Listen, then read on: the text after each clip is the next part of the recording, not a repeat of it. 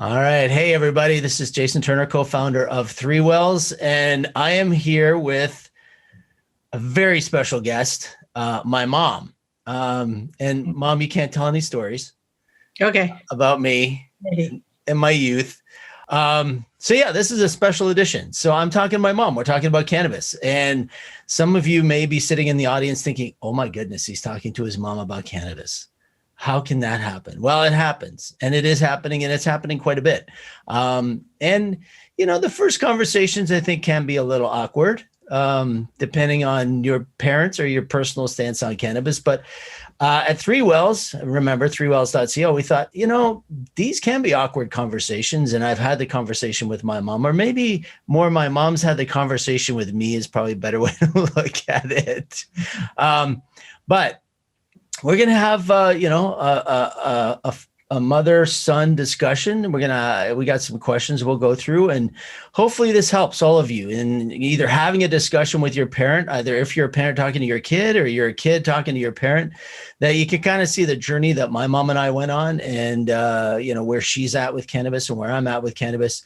And this can be very casual. And I have before this made my mom promise not to embarrass me in any way with some sort of childhood story. But yeah, so welcome to our kind of intimate conversation all about cannabis. So, Mom, I think I know all about you, but I'm sure the people in the audience don't. So why don't you share a bit about where you are, what you do, and then we'll go from there. Sure. My name is Peggy.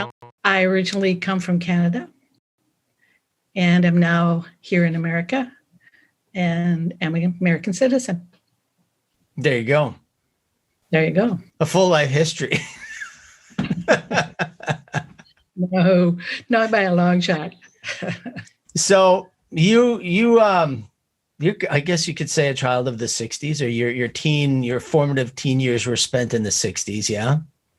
Absolutely. And we all know what, cannabis was in the 60s. Well, actually, I shouldn't say that. What our perception of cannabis was in the 60s versus the reality of what you lived through in the 60s. So where I want to go is, you had a certain relationship with cannabis back in the 60s, and then I'm sure it evolved over time, and then here we are in 2021, and maybe I think you have a totally different relationship. But I kind of want to explore that journey, because I think it's important for people my age or younger, or, at any age really. If you're talking to your parent, it's important to understand kind of what their perception was and is, and how that's evolved, so that we can understand better how to have these conversations around cannabis. So take us on that journey of, from the 60s, 70s, 80s, 90s, when you were raising me to be the incredible man that I'm kidding.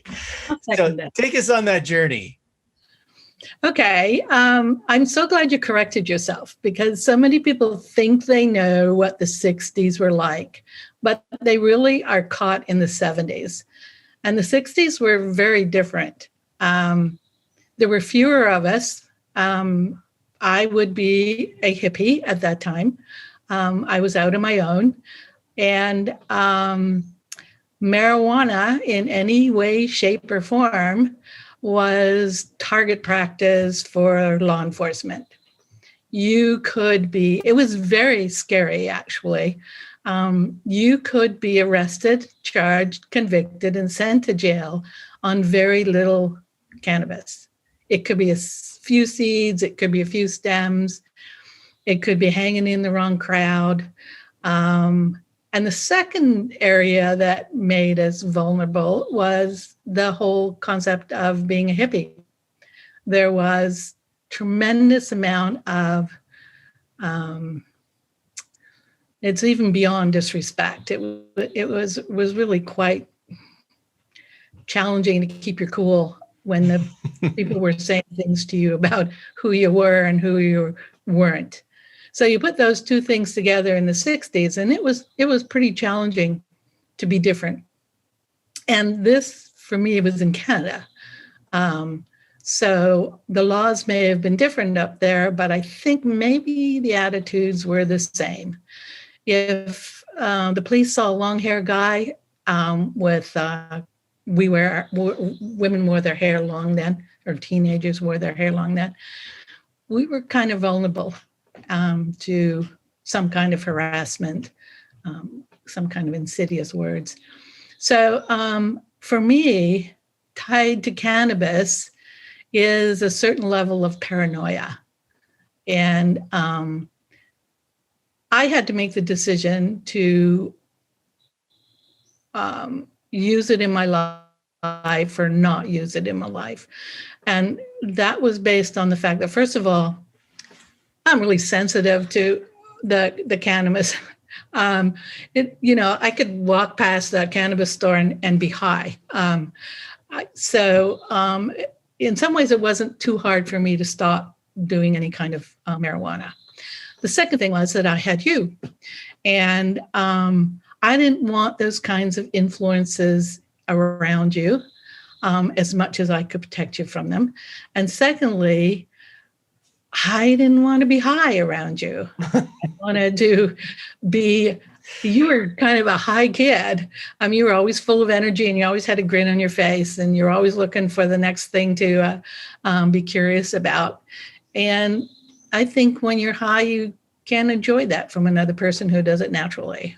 So back then we used to call it just a natural high. That's what I went for, was a natural high. So what I'm hearing is in the 60s, you wanted to enjoy it.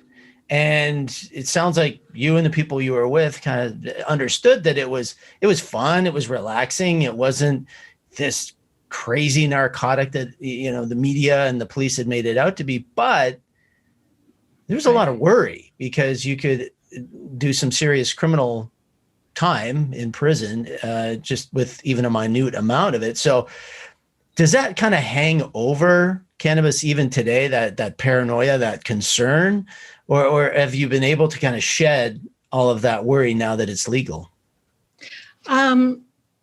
It still hangs in there. I think if it wasn't for you, I would probably still be rejecting anything that went along with THC or anything like that at all. I think that because the quasi state of it right now, in terms of, is the federal government going to decide it's all legal, or is it just the state, and where are the gray areas and that kind of thing? They resonate in terms of coming out of the 60s.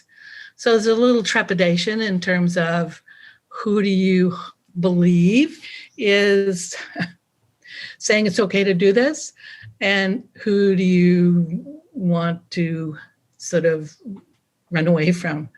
Yeah. So yeah, it's still hanging there. That's for sure. So those people in legal states. So we're in California, and it's completely legal here for anyone over 21. And we recognize that, and there's more states being added, but we recognize that, not all states are legal. So let's stay with those states that are legal. And do you have any advice for, someone your age, or if they're talking to their kids about cannabis, in just how to either relax or clear your mind or come to terms with, okay, you're not going to be arrested because it is legal? Any sage words that you could share with us? Yeah, I think so. First of all, people my age, and I am that old, and I think what's really important is to try and let go of what was, and that's probably more important than anything nowadays because of all of the kinds of things that are changing. Politics are changing, attitudes are changing, genders are changing. I think that, and that's really exciting, by the way. I find that really exciting. And I think that that's really important. I think that you talk to anyone about using cannabis, you talk to them in a way that gives them the responsibility of making choices. You can talk about your life experience, but you also have to talk to the openness of today. and you need to talk about getting yourself educated first. Get the information, get good information, check your sources, of course. Like 3wells.co, shameless plug. Yeah, that was shameless. I was getting there. I was going to say that you look for people who have credible information, who have done their research, who have credible people around them, and you can start with 3wells, absolutely. And look around, see who's out there, and encourage your children or anyone else to use it as a way of staying healthy, not as a way to get ripped or anything like that. Okay. So let's flip that. I want to stay in the same sort of vein of what we're talking about, but let's flip it around a little bit. And what I mean by that is, because you and I have always had this very open, I can come to you with anything and we talk through things. You've always been great about being level-headed, no matter what the subject was. But not everybody has that fortunate kind of relationship. So any words of advice for someone who is wanting to go to their parent and say, hey, I want to start using cannabis for X reason. And X reason can be, like you said, for medical and for being better, be well, live well, do well, like we say at 3wells.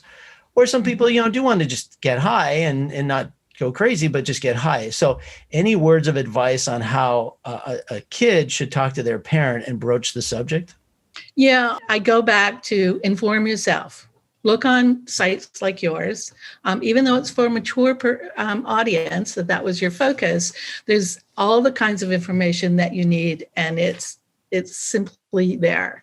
So go and get yourself educated. And when you approach your parents, you say, I was thinking about using marijuana to do such and such. So I know that you might be a little hesitant about that. But here's what I've looked into. Here's what I've learned. And I want to talk to you about that. So it sounds like, if I take the two things that you said, both parties, parent and kid, go get educated first before you have any conversation. So you're coming at it from an intellectual, well-informed, here's what it truly is about, not what you read in old press and whatnot. Is that a fair distillation? Yes, I think that's fair. And I sort of was coming from the headset that you were going to surprise a parent by this conversation. And so given that, if you are going to surprise a parent with the conversation, also offer them the opportunity to go and learn about it before you have the discussion.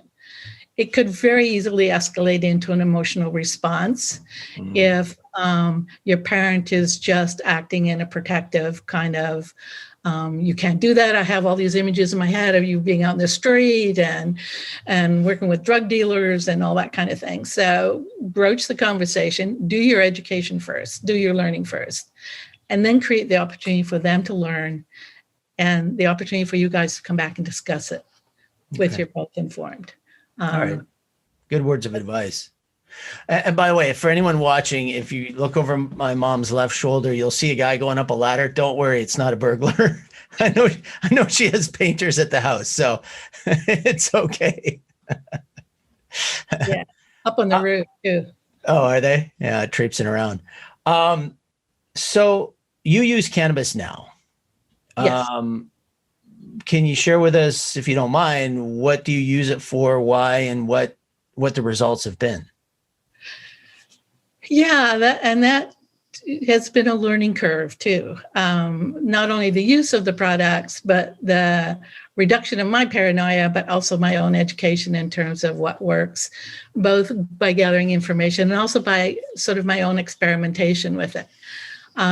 So I have arthritis. And I am on my feet all day long. I need to be able to function. Sometimes I have to be able to move quickly. I'm also a therapeutic horticulturalist, so I work in garden settings as well. So you can see on my hands, I have compression gloves today. I put on a cream and then I put on the compression gloves. And the relief cream I'm using right now is the Papa Barclays relief. I think it's called 3-to-1 or 1-to-3. Could have that backwards. That's old age, turning numbers around. Oh, that's my skill.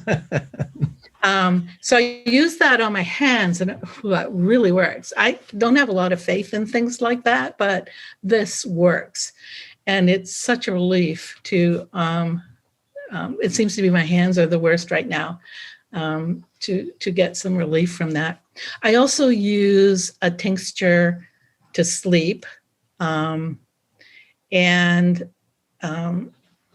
Papa Barclays, you're getting some plugs today, because it's the Papa Barclays relief tincture.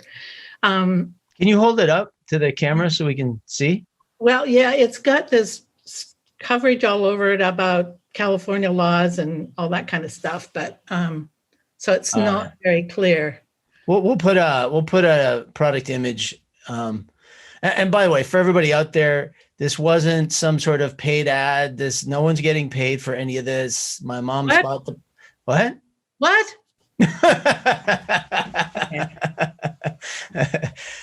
No, Papa and Barkley didn't pay us for this. My mom bought the product.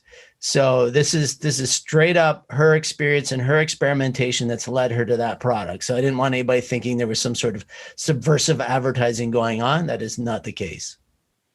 Yeah. Yes. Okay, back to the product. Here's the other one. Can you see that one? Yeah, we can. The 1-to-3. Oh, so it's THC heavy over CBD. Okay. Is it? Okay. Mom, your perspective is it works. So it works. That's all I know, right? I don't care. It works. Okay. So, and I also take a gel. It's gummy? A gummy or a gel cap? A gummy. A gummy at night. I've tried different ones. Sometimes it's not just because I want something different. It's because sometimes it's very hard to get hold of the products. Yeah. So the one I'm using now, I took a whole one and I got knocked out for the night. So now I take a half one. And I should know better because I think that's really, really, really important. Start off very easy. Whatever they say to take half of it. And especially older, our bodies can't be whacked as hard as they used to be able to, when you were 15 or 20 or 30 or 40 or 60. And then you start to enjoy it. If you get really hit, if you take too much, it just makes the experience, you get shy about taking anything more. So I started off, I've made a couple of mistakes and I've learned from them. So like I say, I take half a gummy at night. And the relief cream, I slather on as much as I can. And the tincture, I take half of what they recommend. And that works for me. So that the gummies you use, I think they're 5 milligrams THC per gummy, right? Yeah. So you're taking 2.5 milligrams of THC, which is a very, very small amount, but it still works for you, which I think is good for people to hear. Yeah.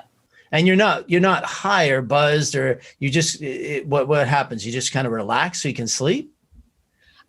Yeah. If I've had, I have stressful days.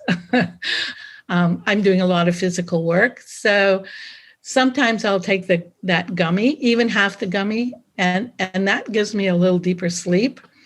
I take the tincture if I just normally have a normal day and just want to relax before I go to sleep.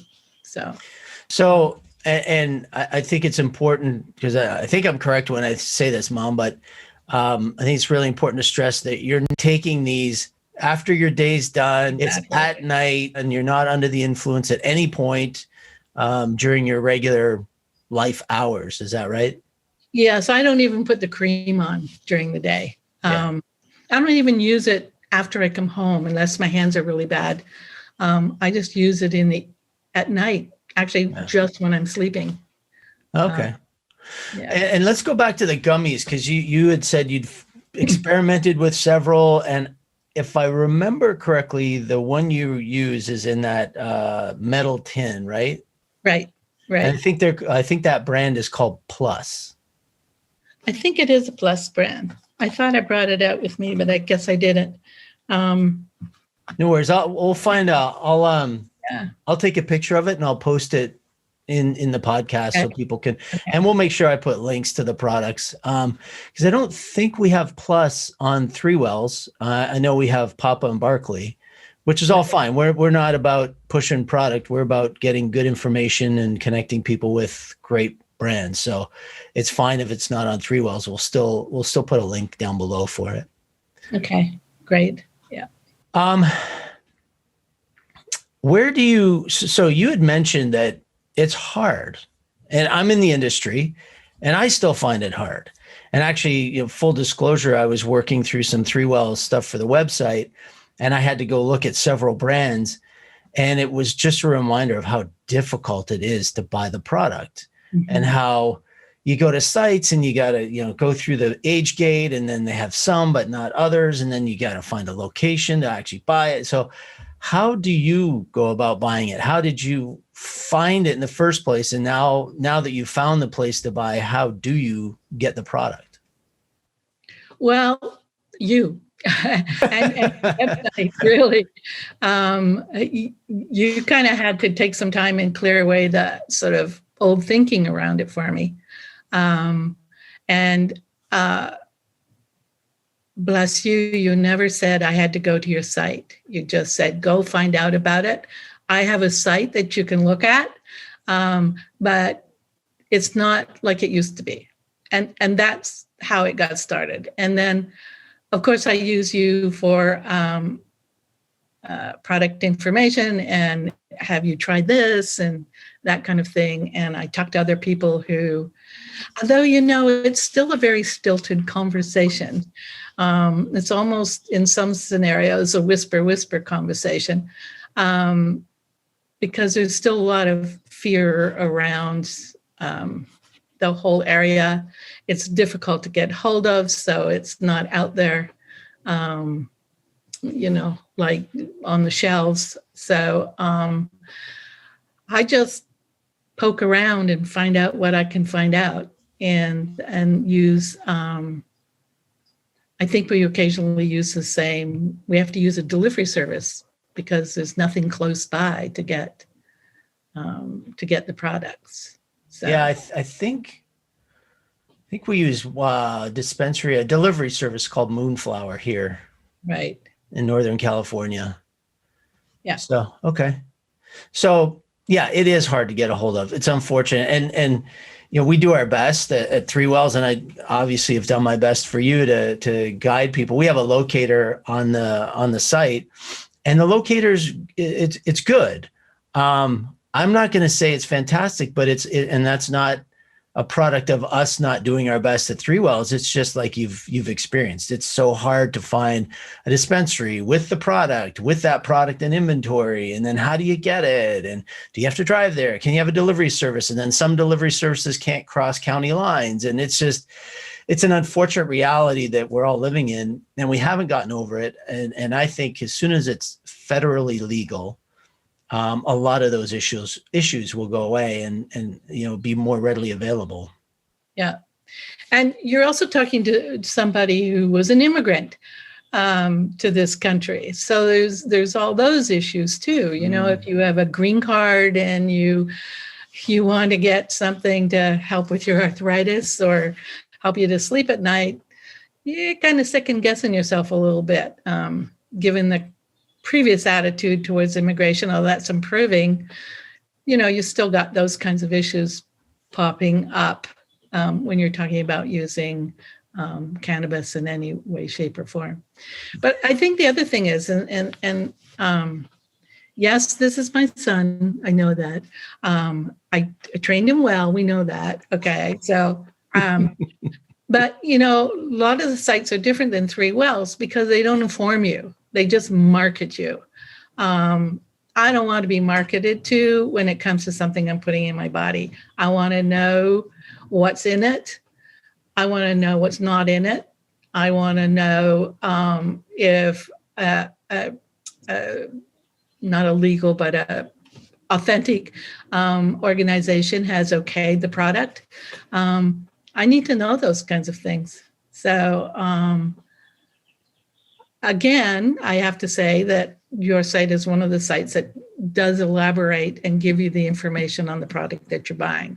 And some of them just don't. I don't go to those. I don't stay on those sites very long. That's for sure. Yeah. I you know. Yeah.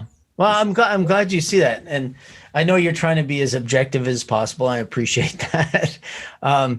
But one of the things that we do at Three Wells is we don't bring crappy products on the site. And I know that's not a technical term when I say crappy, but it's a catch-all because there are unfortunately companies out there that don't have what are called COAs. They're basically certificates that say this is a good product. It's made with the ingredients that it says, et cetera, and it's not made poorly or in China, because there's unfortunately a lot of Chinese cannabis that gets into the country, which is not good quality in most cases, and pesticides and things like that. So we do look at all of that. And that's why we have, Papa and Barkley and Wana and Kiva and all of the, so many good quality brands.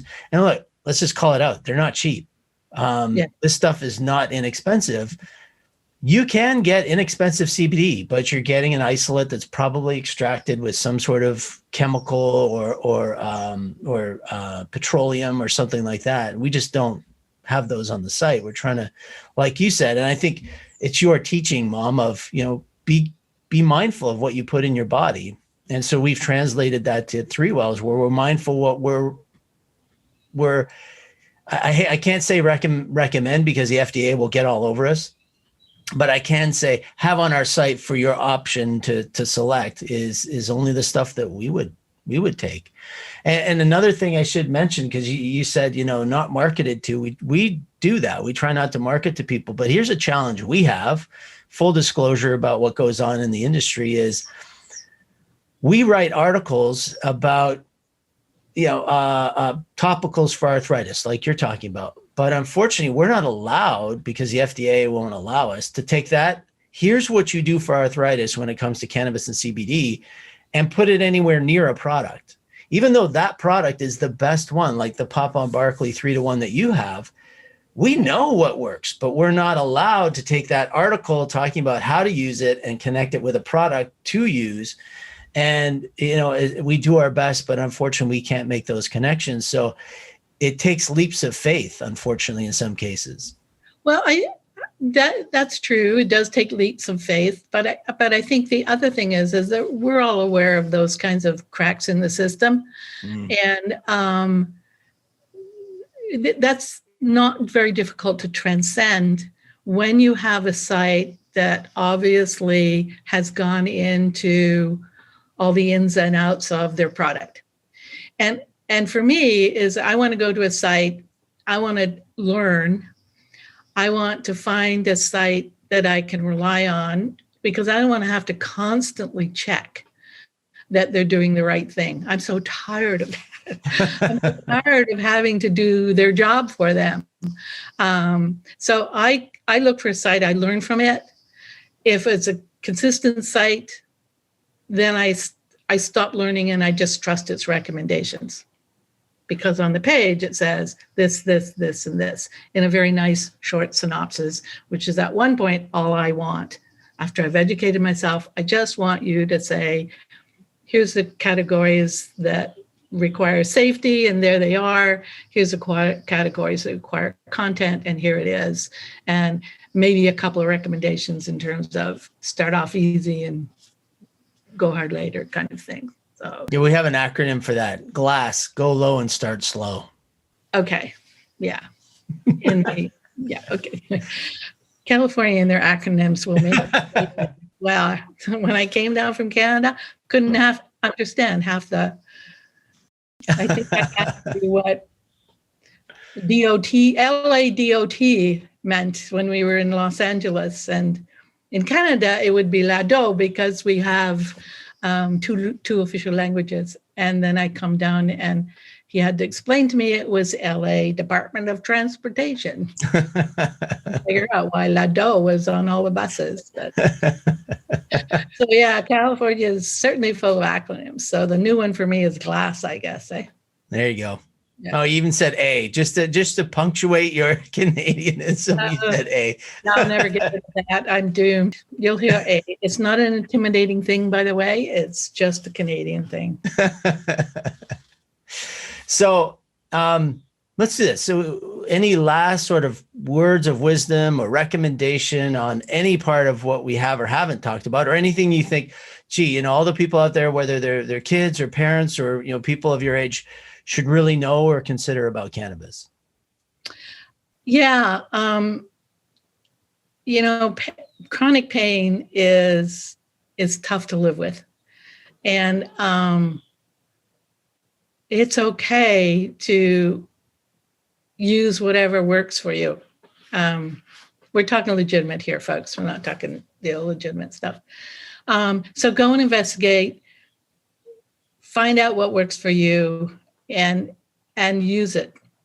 The other thing is that when you're on your learning curves, especially with your kids, go slow, work it out.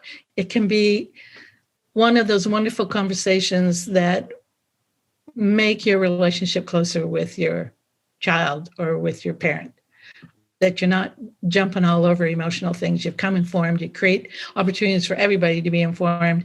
And then it's a great conversation and it can grow from there.